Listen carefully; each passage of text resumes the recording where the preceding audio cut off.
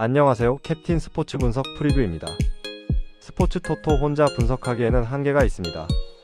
이 영상을 통해 조금 더 쉽게 분석에 도움이 되었으면 합니다. 매일 업데이트되는 자료 및 막대한 정보를 무료 공유해드리고 있으니 관심 있으신 분들은 연락주세요. 1.12-6 프리미어리그 에스턴 빌라 아스널. 이 경기는 홈에서 공격적인 템포를 끌어올리려는 아스톤 빌라와 세트피스와 빌드업을 동시에 무기로 갖춘 아스날의 만남이다. 홈팀 아스톤 빌라는 와킨스를 축으로 삼아 좌우 측면에서 크로스를 올리며 초반부터 박스 안 공중전을 유도하겠지만 아스날 수비 라인이 쉽게 무너지는 타입은 아니다. 맥긴과 틸레만스가 중원에서 압박과 전개를 동시에 가져가며 템포를 올리려 하겠지만 한번 공을 잃는 순간 바로 아스날의 전환 속도에 노출될 위험도 함께 안고 있다. 아스날은 초반부터 점유율을 잡고 하프 스페이스를 공략하면서 에제의 드리블과 메리노의 전진 패스를 통해 아스톤 빌라의 포백과 더블 볼란치를 계속 흔들어 보려 할 것이다. 그러면서도 라인을 과하게 끌어올리기보다는 상대 클리어링 이후 세컨볼을 다시 회수해 2차, 3차 공격을 이어가는 방식으로 경기 리듬을 가져올 가능성이 크다. 그래도 홈팀 아스톤 빌라가 완전히 밀리기만 하는 그림은 아니기 때문에 와킨스의 뒷공간 침투와 맥인의 중거리 슈팅으로 몇 차례는 위협적인 장면이 나올 수 있다. 하지만 진짜 승부는 오픈 플레이가 아니라 코너킥과 프리킥 같은 세트피스 상황에서 갈릴 가능성이 높다. 아스톤 빌라의 파포스트 수비는 사람을 따라갈지 공간을 지킬지 기준이 애매해지는 순간이 자주 나오고 이때 니어에서 방향이 바뀐 볼이 파포스트로 떨어지면 마크가 완전히 끊기는 장면이 반복되고 있다. 아스날 입장에서는 센터백과 메리노 그리고 박스 안으로 들어가는 공격수들을 활용해 니어 포스트로 강하게 침투한 뒤 파포스트 쪽으로 떨어지는 볼을 노리는 세트피스 패턴만 반복해도 득점 기대값이 상당히 올라간다. 세트피스 키커는 파포스트와 페널티 스팟 사이 구간에 정확히 떨어뜨리는 킥을 준비해 두면 아스톤 빌라의 구조적 약점을 그대로 겨냥할 수 있다. 시간이 지날수록 아스톤 빌라 수비수들의 집중력이 떨어지면 마크를 놓친 뒤 뒤늦게 몸을 붙이다가 파울을 범하는 장면까지 이어질 수 있고 이는 곧 또 다른 세트피스 찬스를 허용하는 결과로 돌아온다. 스코어가 0-0이거나 1-1인 상황에서 맞이하는 코너킥 한 번이 이 경기의 분수령이 될 수 있고 이 장면에서 아스날의 장신 자원들이 파포스트 방향으로 정확히 침투해 헤더를 꽂아 넣을 가능성이 충분하다. 실점 이후 홈팀 아스톤 빌라는 분위기를 바꾸기 위해 라인을 끌어올릴 수밖에 없고 이때 에제와 트로사르의 역습이 추가골 기회로 이어질 여지도 커진다. 결국 세트피스 구조와 공중전 타깃의 다양성 그리고 흐름을 바꾸는 한 방의 질을 모두 합산하면 이 매치업은 시간이 지날수록 아스날 쪽으로 기울 가능성이 높은 경기라 볼 수 있다. 핵심 포인트. 아스톤 빌라는 코너킥 수비에서 파포스트 지역 마킹이 불안해 니어에서 방향이 바뀐 볼과 근거리 침투를 동시에 막기 어려운 구조다. 아스날은 메리노와 센터백 그리고 박스 안으로 들어가는 공격수들을 활용해 세트피스 한 방으로 분위기를 가져올 수 있는 공중전 설계를 갖추고 있다. 오픈 플레이보다 세트피스 상성에서 아스날의 우위가 뚜렷하기 때문에 답답한 경기 흐름에서도 아스날 승리 쪽 기대값이 더 높게 형성되는 매치업이다. 전술 구조와 세트피스 디테일, 공중전 매치업을 모두 고려하면 이 경기는 아스날이 코너킥 한 방으로 흐름을 틀어질 타이밍이다. 2.12-6 라리가 비아레알 헤타페. 이 경기는 비아레알의 인버티드 윙 침투와 연계 플레이가 헤타페의 5백 수비 블록을 어느 정도까지 흔들어낼 수 있느냐에 초점이 맞춰진 승부다. 비아레알은 알베르토 모레이로가 측면에서 출발해 중앙으로 인사이드 대각선 침투를 가져가며 제라르 모레노와 주고받는 원투 패스를 통해 파이널 서드에서 퀄리티 있는 득점 찬스를 만들어낼 수 있는 구조를 갖추고 있다. 제라르 모레노는 박스 안에서의 마무리뿐 아니라 하프 스페이스까지 내려와 공을 이어받는 움직임이 좋기 때문에 모레이로가 안쪽으로 좁혀 들어올 때 자연스럽게 벽 역할을 해줄 수 있다. 산티 코메사냐는 중원에서 이 두 선수를 향한 첫 전진 패스의 출발점이 되면서 필요할 때는 측면으로 공을 빼주고 필요할 때는 중앙을 직접 찔러주는 탄력 있는 템포 조절을 보여줄 가능성이 크다. 헤타페는 5-3-2로 라인을 내리고 버티지만 윙백과 센터백 사이 공간을 계속 내주게 되면 모레이로의 인버티드 침투를 제어하기가 쉽지 않다.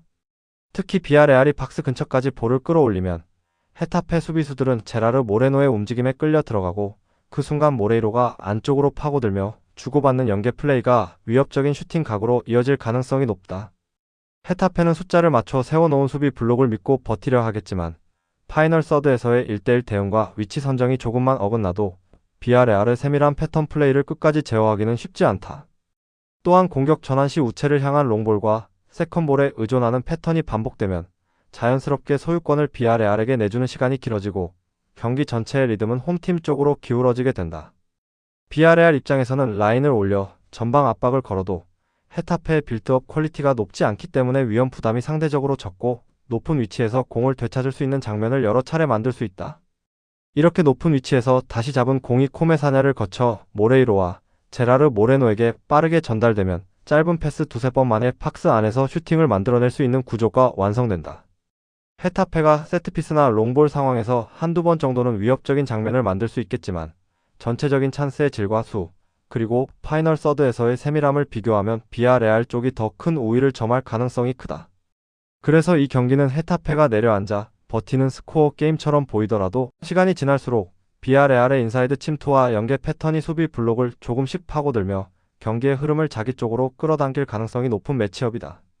종합적으로 볼 때 홈에서 주도권을 쥐고 싶은 비아레알의 공격 성향과 인버티드 패턴, 그리고 헤타페의 느리고 단조로운 전환 능력을 함께 고려하면 승부의 저울추는 비아레알 쪽으로 더 기울어져 있다고 보는 편이 자연스럽다. 핵심 포인트: 비아레알은 알베르토 모레이로의 인사이드 대각선 침투와 제라르 모레노와의 연계 플레이를 통해 파이널 서드에서 세밀한 득점 찬스를 반복적으로 만들어낼 수 있는 구조다. 헤타페는 5-3-2 수비 블록으로 숫자를 맞추지만 윙백과 센터백 사이 공간과 파이널 서드에서의 1대1 대응에서 흔들리는 시간이 길어질 경우 인버티드 윙을 제어하기 어렵다. 빌드업 퀄리티, 파이널 서드에서의 패턴 다양성, 홈에서의 주도권까지 감안하면 이 매치업은 헤타페의 롱볼 변수보다 비아레알의 구조적인 우세를 신뢰하는 쪽이 더 합리적이다. 인사이드 침투와 연계 패턴, 그리고 파이널 서드에서의 세밀함까지 모두 감안하면 이번 경기는 비아레알이 헤타페의 수비 블록을 서서히 무너뜨리며 승리를 가져갈 타이밍으로 보는 해석이 현실적이다. 3.12-6 세리에 A 사수올로 ACF 피오렌티나. 이 경기는 강한 전방 압박과 중원 2차 커버를 앞세워 상대 전환을 끊어내려는 사수올로와 팩3 기반 빌드업에 의존하는 피오렌티나가 맞붙는 구도다. 사수올로는 공격 진영에 있는 피나몬티와 측면 자원들이 상대 센터백과 볼란치에게 압박을 걸고 그 뒤를 받치는 볼로카와 중원 라인이 라인 간 간격을 좁혀 세컨드 볼을 회수하는 구조를 갖추고 있다. 그래서 상대가 한 번에 탈압박하지 못하면 피오렌티나의 후방 빌드업은 강한 프레싱에 묶여 방향 전환조차 제대로 하지 못하는 그림이 나올 수 있다. 피오렌티나는 모이스킨의 뒷공간 침투와 구드문드 손의 볼 운반 능력을 활용해 사수올로 압박을 한 번에 넘기려 하겠지만 초반에 이 부분이 막히면 빌드업 과정에서의 실수 위험이 점점 커진다.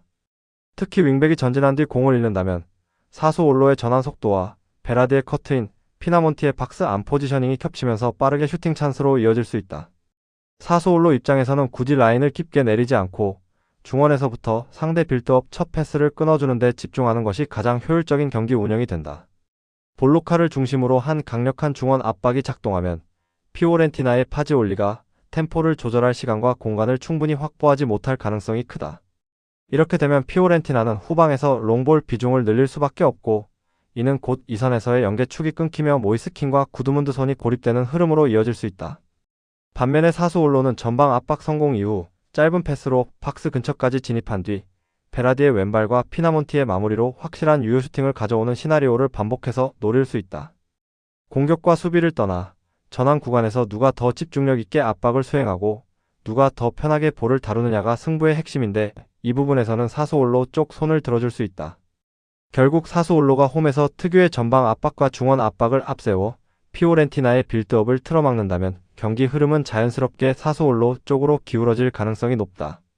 핵심 포인트: 사수올로는 강력한 전방 압박과 조직적인 2차 커버로 상대 전환을 차단하며 빌드업 기반팀을 상대로 특히 강한 면모를 보여줄 수 있는 구조다.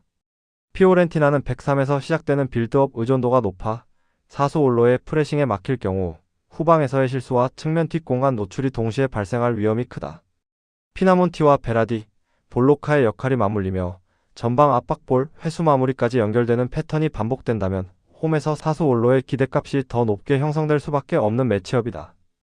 전방과 중원에서의 압박 강도, 그리고 빌드업 압박에 대한 대처 능력을 종합해보면 이 경기는 사수올로가 피오렌티나의 흐름을 끊어내며 승리를 가져갈 타이밍으로 볼 수 있다. 4.12-6 분데스리가 VfB 슈투트가르트 바이에른 뮌헨. 이 경기는 홈팀 슈투트가르트의 과감한 공격 템포와 바이에른 뮌헨의 짠물 수비, 그리고 세밀한 세트피스 패턴이 정면으로 부딪히는 매치업이다. 슈투트가르트는 데미로비치를 축으로 두고 볼테마드, 르웰링이 좌우와 이선을 오가며 라인을 끌어올리는 패턴을 선호한다. 그래서 전환만 잘 이루어지면 홈 응원 속에서 주도권을 잡는 장면도 분명 만들어낼 수 있다. 하지만 더블 볼란치와 센터백 간 간격이 벌어지는 특성상 바이에른처럼 템포 조절과 방향 전환에 능한 팀을 상대로는 하프 스페이스를 내주는 시간이 길어질 수밖에 없다. 바이에른 미네는 케인이 내려와 연결을 도와줄 때 올리세가 오른쪽 하프 스페이스에서 1대1을 유도하며 반대편 이선 자원들의 박스 침투 각을 자연스럽게 열어준다. 이 과정에서 고레츠카가 박스 근처까지 동행하며 세컨 라인에서 마무리 옵션을 추가하기 때문에 슈투트가르트의 센터백들은 수비 우선 위치 선정에 계속해서 압박을 받게 된다. 수비적으로도 바이에른은 전방 압박 이후 라인 복귀 속도가 빠르고 중원에서의 탈압박과 재정렬이 매끄러워 슈투트가르트가 마음껏 속도를 끌어올리기 어렵다. 특히 슈투트가르트가 홈에서 공격적으로 나서 라인을 올리면 전환 상황에서 올리세와 이선 자원들이 뒷공간을 직접 파고들며 역습 한 방을 노릴 수 있는 그림이 반복될 것이다. 세트피스 상황에서는 슈투트가르트의 마킹 전환이 매끄럽지 못한 부분과 바이에른의 니어, 포스트 코너킥 패턴이 맞부딪히면서 코너킥 자체가 거의 득점 찬스처럼 보이는 장면이 자주 연출될 가능성이 크다.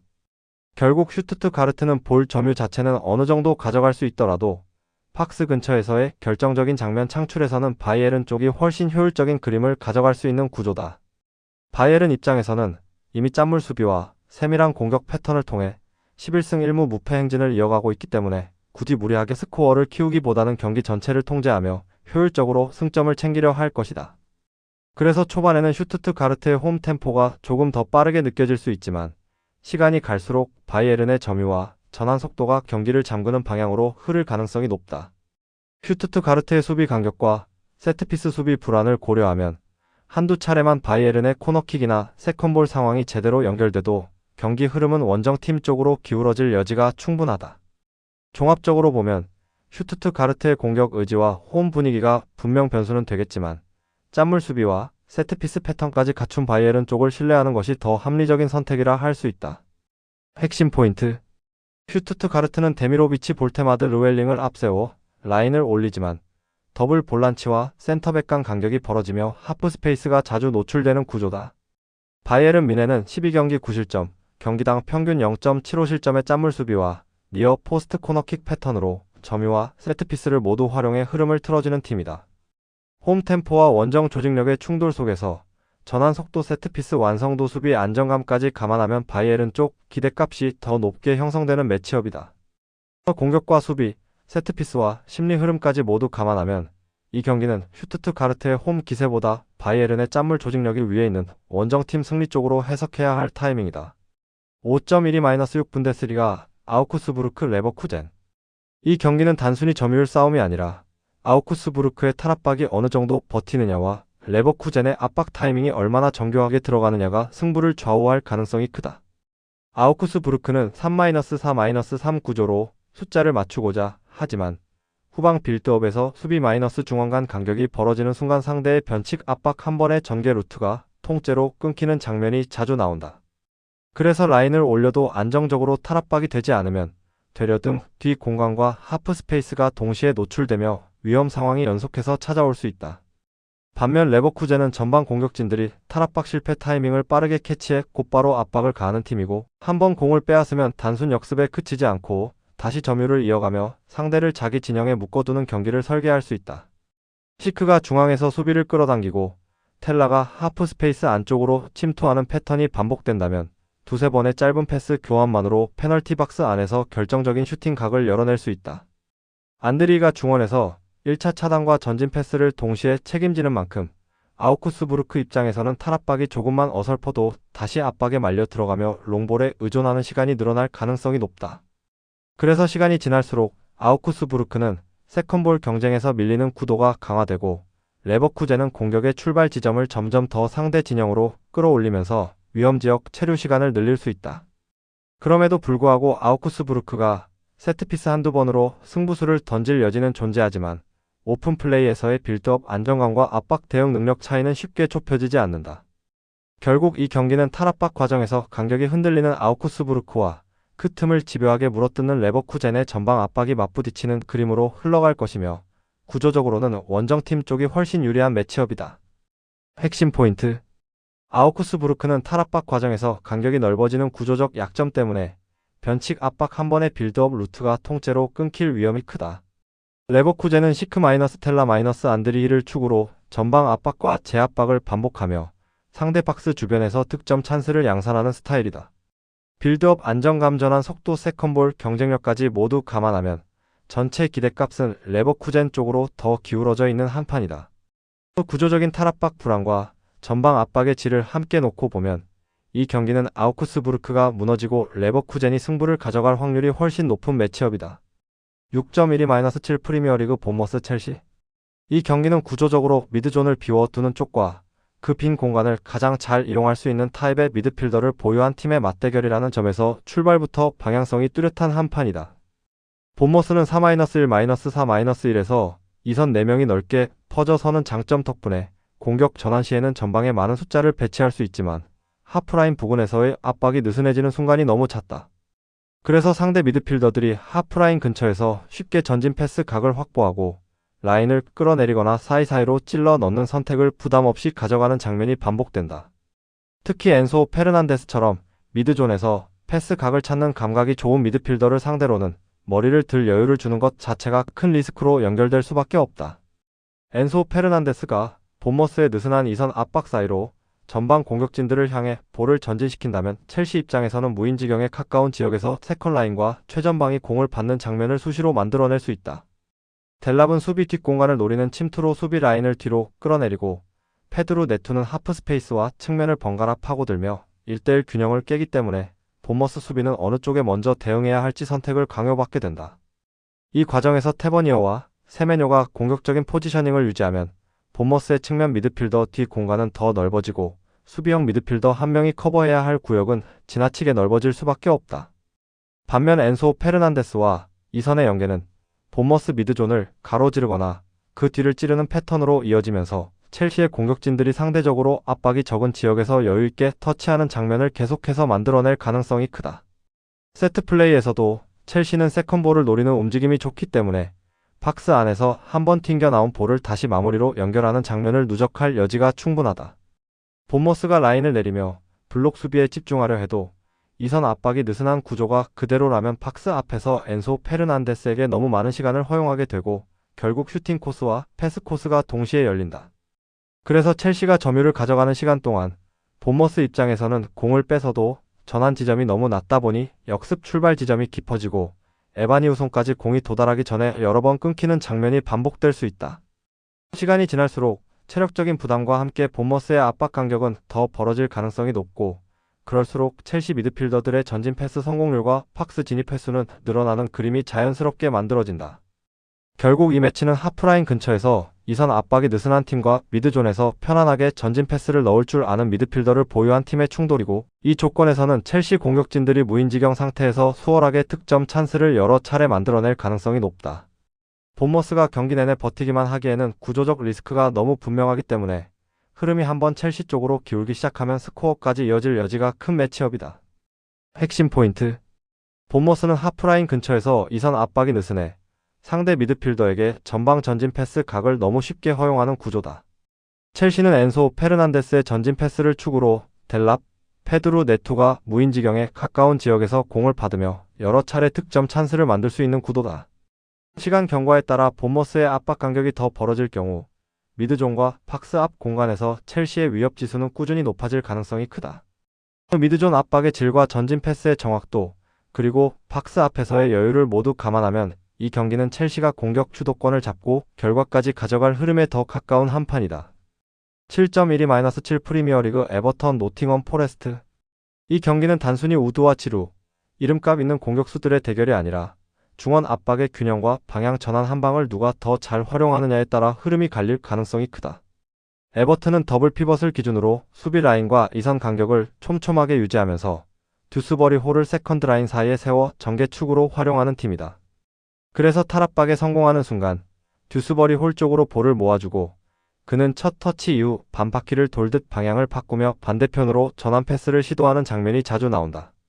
노팅엄은 중원에서의 압박이 한쪽으로 몰리는 성향이 강하기 때문에 볼 사이드로 선수들이 쏠리기 시작하면 반대편 하프 스페이스와 풀백 뒷공간 커버가 자연스럽게 늦어진다. 이때 듀스버리 홀이 방향 전환 타이밍을 정확히 읽고 반대 전환을 깔끔하게 시도한다면 에버튼의 측면 자원들은 넓게 열린 공간을 향해 여유있게 전진 드리블을 가져갈 수 있다.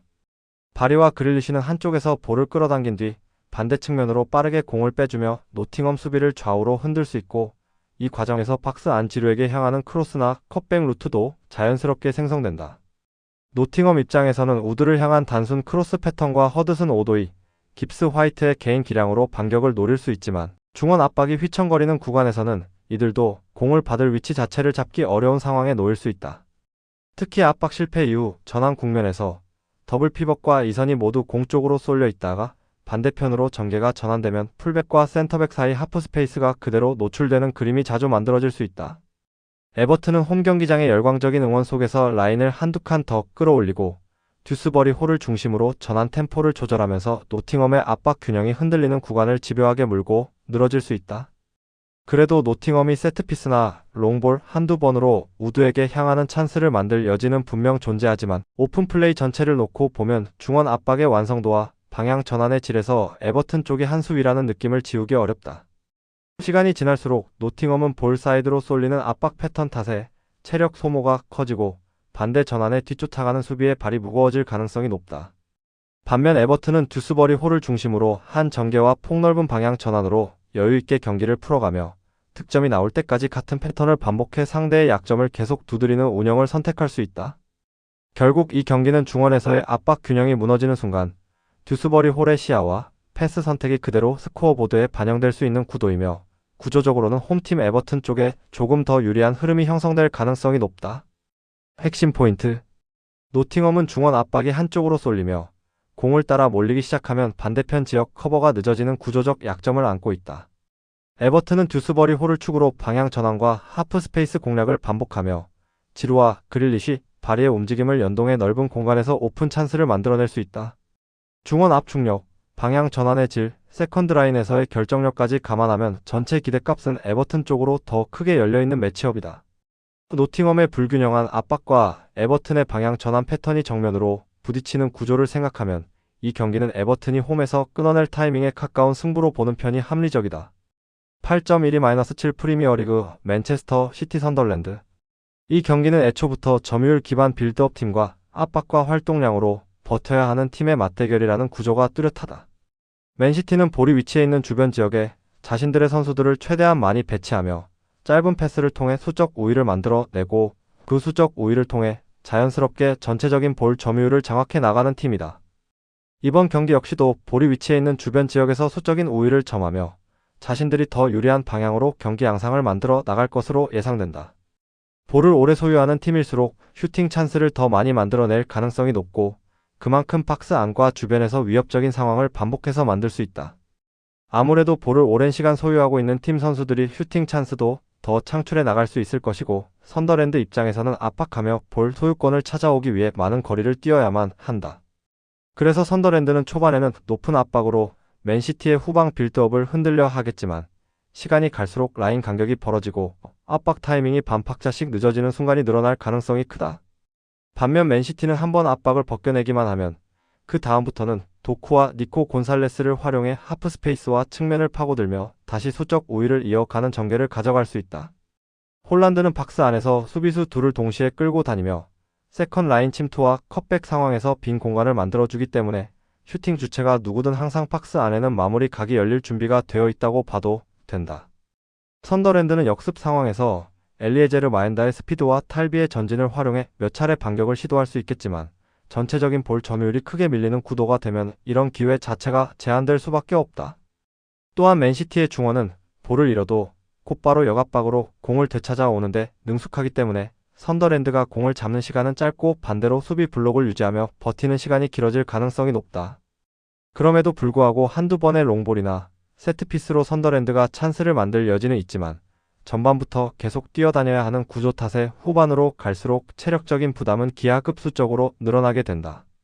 결국 이 경기는 볼을 오래 소유하며 상대를 뛰게 만드는 팀과 공을 쫓아다니며 버텨야 하는 팀의 체력 싸움이기도 하다. 현대 축구 무대에서 볼 점유율, 장악 능력이 얼마나 중요한지를 맨시티 선수들이 오늘 경기를 통해 제대로 증명해 보일 것이다. 종합해보면 경기 내내 공을 지배하는 쪽은 맨시티이고 선더랜드는 버티는 시간이 길어질수록 실점 위험이 누적되는 전형적인 강약 매치업으로 보는 편이 타당하다. 핵심 포인트. 맨시티는 볼 주변에 수적 우위를 만드는 포지셔닝으로 점유율과 템포를 동시에 장악하는 전술 구조를 갖추고 있다. 선더랜드는 압박과 활동량으로 버텨야 하지만 공을 쫓아다니는 시간이 길어질수록 체력 소모와 라인 간격 붕괴 위험이 커진다. 홀란드의 마무리와 도쿠니코 곤살레스의 측면 하프 스페이스 공략이 연결되면 맨시티의 슈팅 볼륨과 XG는 자연스럽게 선더랜드를 크게 앞지르게 된다. 볼 점유율과 수적 우위, 그리고 체력 소모 구조까지 모두 고려하면 이 경기는 맨시티가 주도권과 스코어를 동시에 쥐고 갈 가능성이 훨씬 더 큰 한쪽 기울기 매치업이다. 9.12-7 프리미어리그 뉴캐슬 유나이티드 벌리. 이 경기는 뉴캐슬의 전방 압박과 세트피스 퀄리티가 벌리의 불안정한 포백 조직과 얼마나 큰 차이를 만들어내느냐가 핵심 포인트다. 뉴캐슬은 홈 경기라는 점을 활용해 초반부터 라인을 끌어올리고 토날리를 축으로 좌우 전환과 전진 패스를 섞어가며 벌리 수비를 흔들려고 할 것이다. 토날리가 중원에서 템포를 한 번만 높여주면 엘랑가는 측면에서 안쪽으로 파고들며 뒷공간을 노리고 반스는 하프 스페이스와 중앙을 오가며 박스 안 기준점을 만들어줄 것이다. 이 과정에서 벌리 포백은 엘랑가의 스피드와 반스의 위치 선정에 동시에 신경을 써야 하기 때문에 라인 간 간격과 압박 시점이 꼬일 가능성이 높다. 벌리는 올 시즌 13경기 동안 27실점을 허용하며 경기당 평균 2.07실점이라는 수치를 기록 중인데 이는 포백이 꾸준히 흔들리고 있다는 의미와 크게 다르지 않다. 이런 구조 속에서 뉴캐슬처럼 세트피스에 강점이 있는 팀을 만난다면 코너킥과 프리킥에서 한두 번만 제대로 연결돼도 실점으로 직결될 수 있는 장면이 충분히 나올 수 있다. 뉴캐슬은 코너킥 상황에서 문전 배치와 러닝 타이밍을 다양하게 가져가는 편이고 토날리의 킥과 동료들의 움직임이 맞물릴 때마다 벌리의 박스 안 수비는 더 깊숙이 말려 들어갈 것이다. 벌리는 포스터를 향한 롱볼과 세컨볼 싸움으로 역습의 실마리를 찾으려 하겠지만 뉴캐슬의 중원 압박과 수비 전환 속도를 감안하면 길게 볼을 소유하기는 쉽지 않다. 공을 빼앗긴 뒤 다시 수비 라인으로 내려앉는 시간이 길어질수록 벌리 선수들의 체력 소모와 집중력 저하는 후반으로 갈수록 분명하게 드러날 수밖에 없다. 반면 뉴캐슬은 점유와 압박의 리듬을 유지하면서 필요할 때 세트피스와 중거리 슈팅을 섞어가며 경기를 자신들의 템포로 끌고 갈 여유를 가질 수 있다. 벌리가 수비적으로만 눌려있지 않고 간헐적으로 라인을 올리는 구간이 생긴다면 그때는 엘랑가의 스피드와 반스의 침투가 뒷공간을 정면으로 겨냥하는 기회가 될 것이다. 토날리는 이런 상황에서 상대 더블 볼란치와 포백 사이 공간을 겨냥해 전진 패스를 찔러 넣으며 벌리 수비를 계속 뒤로 쫓기게 만드는 그림을 만들어갈 것이다. 종합해보면 벌리가 한두 차례 역습으로 위협적인 장면을 만들 수는 있겠지만 시즌 내내 드러난 실점 패턴과 수비 조직의 허술함을 감안하면 뉴캐슬의 공격을 90분 내내 버티기에는 벽이 너무 높다. 특히 세트피스와 크로스 상황에서 벌리의 박스 안 처리 능력이 계속 흔들린다면 이 경기는 스코어 차이가 서서히 벌어지는 방향으로 흘러갈 가능성까지 열려있다. 결국 이 매치는 뉴캐슬의 전방 압박과 토날리 중심의 템포 조절, 그리고 벌리의 포백 불안이 맞부딪히는 경기이며 구조적으로는 뉴캐슬 쪽으로 승부의 저울추가 더 무겁게 내려앉은 상태라고 보는 편이 자연스럽다. 핵심 포인트. 뉴캐슬은 토날리를 중심으로 전진 패스와 좌우 전환을 섞어가며 엘랑가와 반스를 활용해 벌리 포백을 계속 흔들 수 있는 구조를 갖추고 있다. 벌리는 올 시즌 13경기 27실점, 경기당 평균 2.07실점을 허용하고 있어 포백과 더블 볼란치의 수비 조직에서 뚜렷한 불안 요소가 반복되고 있다. 세트피스 퀄리티와 전방 압박, 홈 경기장에서의 템포 조절 능력을 고려하면 이번 경기는 벌리가 버티는 그림보다는 뉴캐슬이 흐름과 스코어를 동시에 가져갈 가능성이 더 높다. 수비 조직력과 실점 패턴, 세트피스 대응까지 모두 감안했을 때 이번 경기는 벌리의 포백이 버티지 못하고 뉴캐슬의 공격에 서서히 밀려갈 타이밍으로 해석하는 것이 현실적이다. 10.12-7 프리미어리그 토트넘 호스퍼 브렌트퍼드. 이 경기는 홈에서 라인 사이를 집요하게 파고들려는 토트넘과 중앙 간격이 벌어지며 하프 스페이스를 쉽게 내주고 있는 브렌트퍼드의 상성이 극명하게 드러날 수 있는 대진이다. 토트넘은 전반부터 사비 시몬스를 중심으로 중원과 이선 사이에서 볼을 받아 브렌트퍼드 더블 볼란치 사이 그리고 이선과 수비 라인 사이 틈을 끊임없이 공략하려 할 것이다. 브렌트퍼드는 기본적으로 4-2-3-1 블록을 유지하며 버티려 하겠지만 중앙 미드필더 간격이 벌어지는 순간 사비 시몬스에게 전진 드리블과 전진 패스의 선택지를 동시에 허용하는 그림이 나온다. 사비 시몬스가 이 틈을 집요하게 파고들며 수비 라인을 끌어내면 히샬리송은 센터백 어깨를 타고 침투하거나 박스 안에서 위치를 재조정하며 페널티 박스 부근에서 결정적인 슈팅 각을 수월하게 만들어낼 수 있다. 쿠두스는 오른쪽에서 안쪽으로 좁혀 들어와 사비 시몬스와 삼각형을 형성하며 한 번은 드리블, 한 번은 슈팅, 한 번은 측면으로 연결하는 선택을 번갈아 가져가면서 브렌트퍼드의 수비 집중력을 계속 시험할 것이다. 브렌트퍼드는 역습 상황에서 샤데의 속도를 활용해 토트넘 뒷공간을 노리겠지만 토트넘이 중원에서 세컨볼 경합을 선점하고 라인 간 거리를 좁게 유지한다면 이 역습 시도가 자주 끊길 가능성도 높다. 토트넘 풀백들은 공격 시에는 안쪽으로 좁혀 들어와 빌드업 숫자를 더해주거나 반대로 폭을 넓혀 측면에서 크로스 각을 만들며 브렌트퍼드의 수비 블록을 좌우로 흔들 것이다. 이 움직임에 맞춰 미드필더 한 명은 뒤를 받쳐주며 레스트 디펜스를 형성하고 나머지 인원은 하프 스페이스 안쪽에서 연속적인 패스 교환을 통해 브렌트퍼드 박스 주변에서 머무는 시간을 늘려 나갈 전망이다. 브렌트퍼드 입장에서는 중앙 간격을 줄이는 것이 최우선 과제지만 팀 전체가 라인을 올려 압박 타이밍을 맞추기에는 토트넘 3톱의 스피드와 개인 능력이 너무 부담스럽다. 그래서 라인을 내리고 버티자니 사비 시몬스에게 하프 스페이스와 세컨 라인에서의 자유를 주게 되고 라인을 올리자니 히샬리송과 쿠두스의 뒷공간 침투에 노출되는 딜레마에 빠질 수 있다. 토트넘은 이러한 구조적 약점을 집요하게 파고드는 팀 컬러라 한두 번의 전개 실수로 흐름을 내주는 팀이 아니라 오히려 시간이 갈수록 상대 수비를 분석하고 공략법을 더 구체화하는 쪽에 가깝다. 특히 후반으로 갈수록 사비 시몬스의 볼 터치 수가 더 많아지고 브렌트퍼드 중원의 압박 강도가 떨어진다면 토트넘이 박스 부근에서 짧은 패스를 주고받으며 슈팅 각을 만드는 장면이 연속해서 나올 수 있다. 브렌트퍼드는 세트피스나 롱볼에서 한두 번 기회를 잡을 수는 있겠지만 오히려 경기 전반적인 주도권과 위협 지수는 토트넘 쪽으로 꾸준히 기울어지는 흐름이 그려진다. 결국 이 경기는 브렌트퍼드의 간헐적인 역습보다 사비 시몬스의 하프 스페이스 장악과 히샬리송 쿠두스의 마무리를 앞세운 토트넘이 홈에서 흐름을 주도할 가능성이 훨씬 높은 매치업으로 보는 편이 합리적이다. 핵심 포인트. 브렌트퍼드는 중앙 미드필더 간격이 벌어지며 중원 압박이 제대로 작동하지 않고 그 여파로 상대에게 하프 스페이스를 쉽게 허용하는 구조적인 약점이 드러나고 있다. 토트넘의 플레이메이커 사비 시몬스가 이 틈을 집요하게 파고들며 수비 라인을 끌어내면 히샬리송과 쿠두스의 움직임과 결합해 페널티 박스 부근에서 결정적인 슈팅 각을 수월하게 만들어낼 수 있다. 홈에서 템포를 끌어올리며 세컨볼 경합까지 선점하려는 토트넘의 운영 스타일을 고려하면 브렌트퍼드가 끝까지 버티기에는 구조적인 부담이 너무 큰 매치업이다. 중앙 간격과 하프 스페이스 관리에 문제가 있는 브렌트퍼드를 상대로 사비 시몬스가 경기를 풀고 히샬리송 쿠두스가 마무리까지 연결한다면 이 경기는 토트넘이 잡아야 할 타이밍이라는 해석이 더 설득력 있다. 11.12-7 프리미어리그 리즈 유나이티드 FC 리버풀. 이 경기는 리즈 유나이티드에 벌어지는 중원 간격과 그 틈을 파고드는 리버풀의 플레이메이커 능력이 정면으로 맞붙는 구도다. 리즈 유나이티드는 슈타우가 수비라인 앞까지 깊게 내려앉는 순간 그 위쪽 이선과의 간격이 벌어지면서 중원 압박이 무너지고 그 공간을 누가 먼저 활용하느냐에 따라 경기 양상이 크게 바뀔 수 있다. 리버풀은 이 지점을 정확히 겨냥해 맥앨리스터를 통해 그 틈으로 파고드는 전진 드리블과 전환 패스를 반복하면서 박스 앞에서 숫자 5위를 만들려 할 것이다. 맥앨리스터가 공을 잡는 위치가 리즈의 더블 볼란치 뒤쪽과 수비 라인 앞쪽 사이, 바로 그 애매한 지역이 된다면 리즈 유나이티드는 어느 쪽 라인이 나갈지 혼란을 겪을 수밖에 없다. 그 틈을 타 에키티케는 뒷공간을 향해 침투하고 각포는 하프 스페이스로 파고들며 컷인 슈팅을 노리면서 리버풀의 공격은 점점 더 박스 중앙을 향해 무게중심을 실어갈 가능성이 크다. 리즈 유나이티드 입장에서는 홈에서 빠른 전환과 측면 스피드를 활용해 리버풀 수비를 공략해야 하지만 중원 간격이 벌어지는 구간에서 볼을 잃는 순간 곧바로 역습과 2차 공격에 노출될 위험이 크다. 특히 리버풀이 최근 부진을 끊기 위해 강한 동기부여를 가지고 나오는 상황이라면 전방 압박과 역습 전환에서 평소보다 한 박자 빠른 템포로 몰아붙일 가능성이 높다.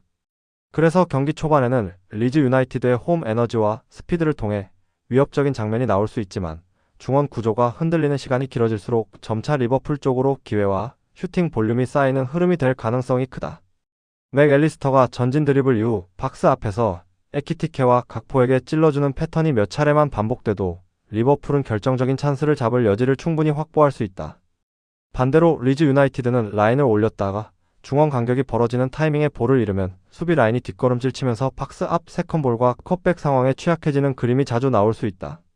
리버풀 선수들은 최근 부진을 끊어야 한다는 부담 속에서도 그만큼 강한 승리에 대한 갈증을 안고 있는 상황이라 오늘 경기를 분위기 반전의 출발점으로 삼으려는 집중력을 보일 가능성이 크다. 이런 심리적 요소까지 더해지면 리버풀은 단순히 무승부로 마무리하려는 태도보다 확실하게 스코어를 만들어내고 경기 내용까지 가져오려는 공격적인 접근을 택할 공산이 크다.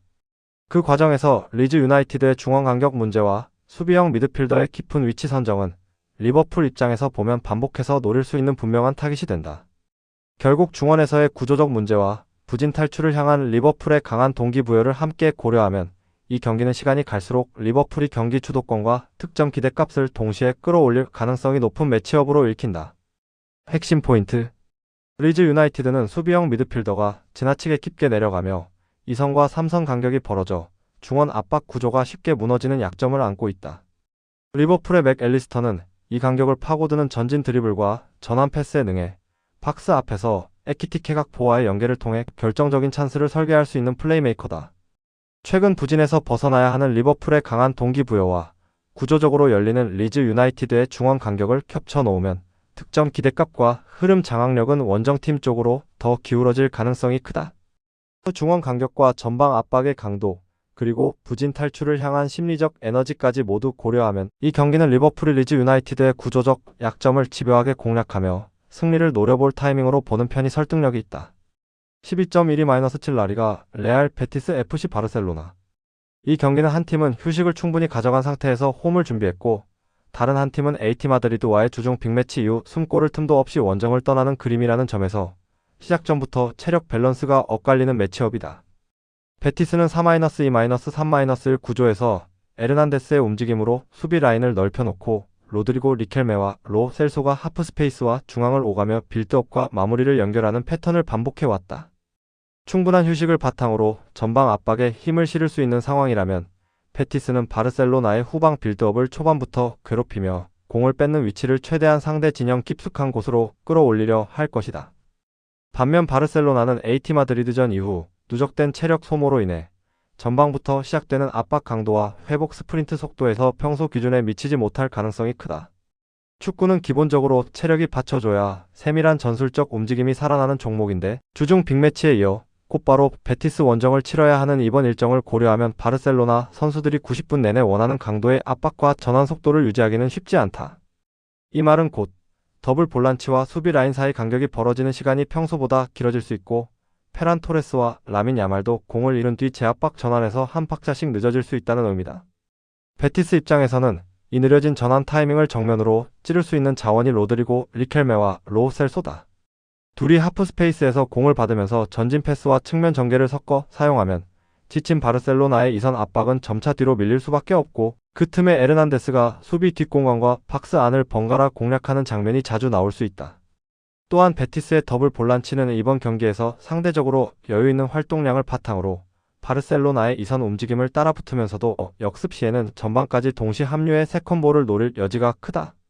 바르셀로나가 점유율을 일정 부분 가져간다고 해도 체력적인 한계로 인해 공을 잃은 직후 강하게 압박하지 못하는 구간이 늘어나면 베티스는 그 틈마다 빠르게 방향을 전환하며 자신들이 원하는 리듬으로 경기를 설계해 나갈 수 있다.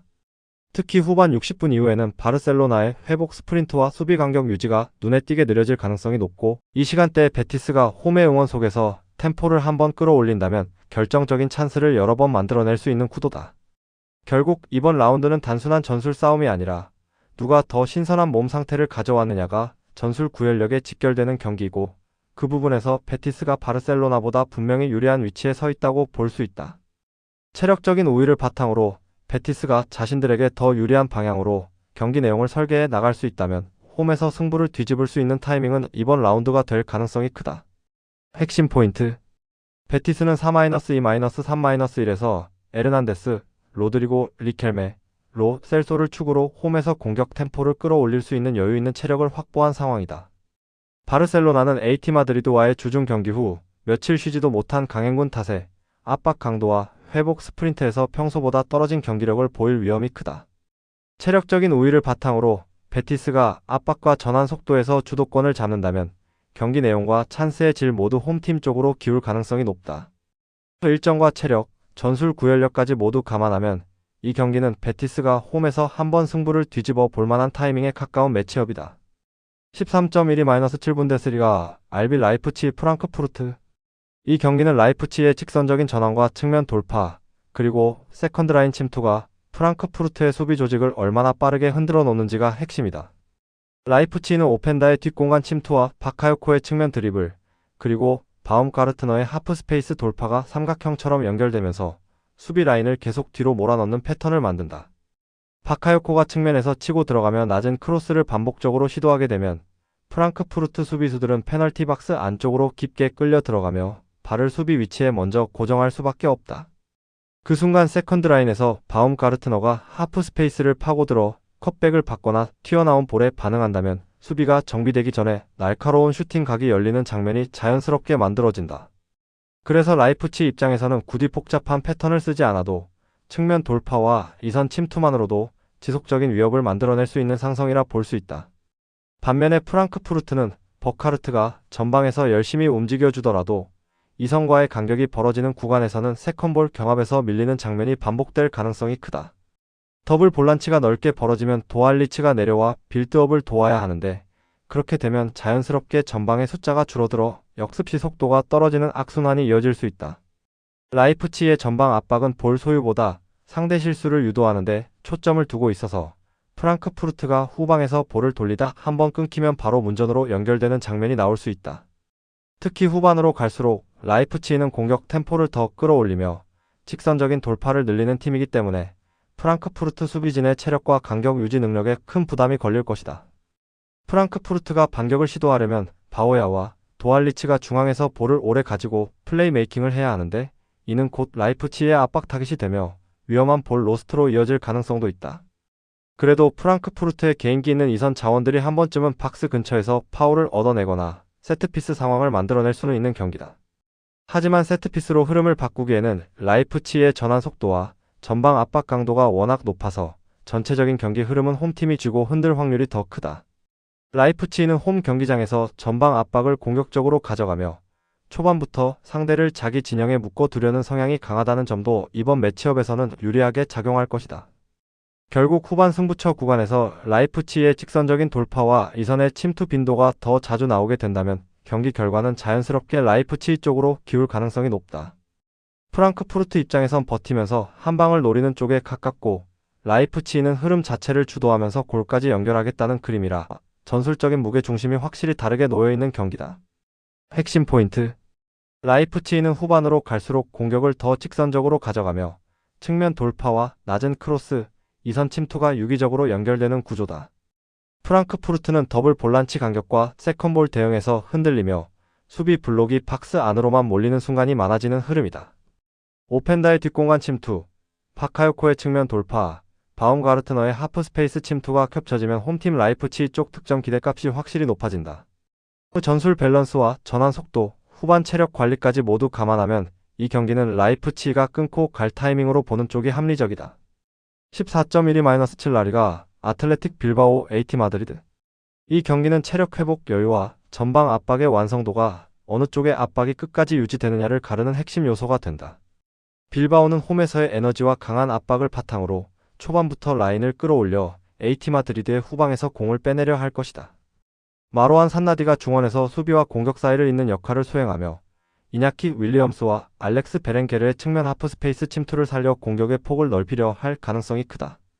다만 레알 마드리드를 상대로 한국 시간 목요일 새벽까지 강한 템포의 경기를 치른 뒤라 이번 경기에서는 후반으로 갈수록 압박 강도와 세컨볼 경합에서 힘이 떨어지는 양상이 나타날 위험이 있다.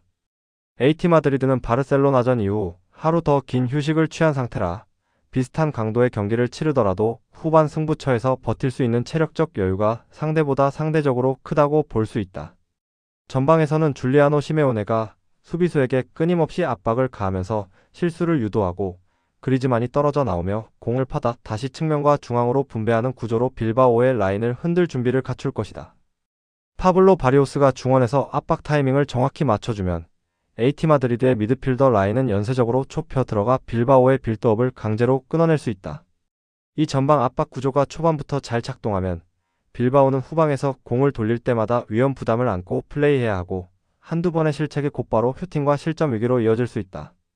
반대로 빌바오가 초반 에너지로 강하게 나올 경우 AT 마드리드는 블록을 낮추고 라인 간 거리를 유지하면서 상대의 1차 압박이 풀리는 순간을 기다릴 가능성이 크다.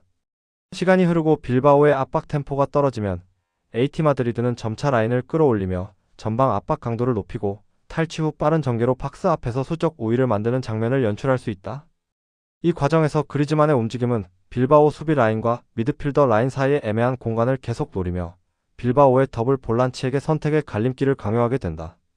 또한 체력적 우위를 바탕으로 후반 60분 이후에도 AT 마드리드는 압박과 전환 속도를 일정하게 유지할 수 있는 여지가 있는 반면 빌바오는 같은 구간에서 간격이 벌어지고 파울로 위기를 끊는 장면이 늘어날 위험이 있다.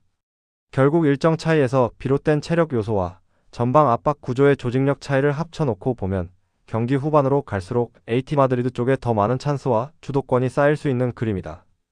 핵심 포인트. 빌바오는 홈 에너지와 4-2-3-1 구조를 바탕으로 강한 압박과 측면 침투를 시도하지만 연속 일정 속에서 후반 체력 저하 위험을 안고 있다. AT 마드리드는 바르셀로나전 이후 하루 더 긴 휴식으로 체력 회복 여유를 확보했고 전방 압박 강도가 매우 높아 빌바오의 빌드업을 초반부터 흔들 수 있는 구조다. 최전방과 미드필더 라인이 연쇄적으로 좁혀 들어가는 AT 마드리드의 압박 구조를 감안하면 후반 승부처에서 경기 흐름을 움켜쥘 가능성은 원정팀 쪽이 더 크다. 그 일정 차이에서 비롯된 체력 우위와 전방 압박의 조직력, 그리고 후반 라인 간 간격 관리까지 모두 고려하면 이 경기는 AT 마드리드가 빌바오를 상대로 흐름을 가져가며 승리를 노려볼 만한 승부라는 쪽에 무게가 실린다. 15.12-7 리그왕 파리 생제르맹 스타드 렌. 이 경기는 파리 생제르맹의 전환 속도와 스타드 렌의 느린 좌우 스위칭이 정면으로 부딪히는 매치업이다. 파리 생제르맹은 기본적으로 볼을 점유하는 팀이지만 단순히 중앙에서만 빙빙 도는 것이 아니라 파비안 루이스를 중심으로 좌우 전환 타이밍을 조절하며 상대 블록을 계속 흔들어 놓는다. 파비안 루이스가 빠른 전환 패스로 방향을 틀어준다면 덴벨레와 바르콜라가 각각 사이드와 하프 스페이스에서 동시에 공을 받을 수 있는 구조가 만들어지고 자연스럽게 측면에서 수적 우위가 형성된다. 그 과정에서 풀백 오버래핑까지 겹치면 스타드 렌 윙백과 수비 라인은 끊임없이 숫자 싸움에서 밀리게 되고 결국 크로스 혹은 로우 크로스 이후 세컨볼 상황에서도 파리 생제르맹이 더 많은 인원으로 박스를 점령할 수 있다.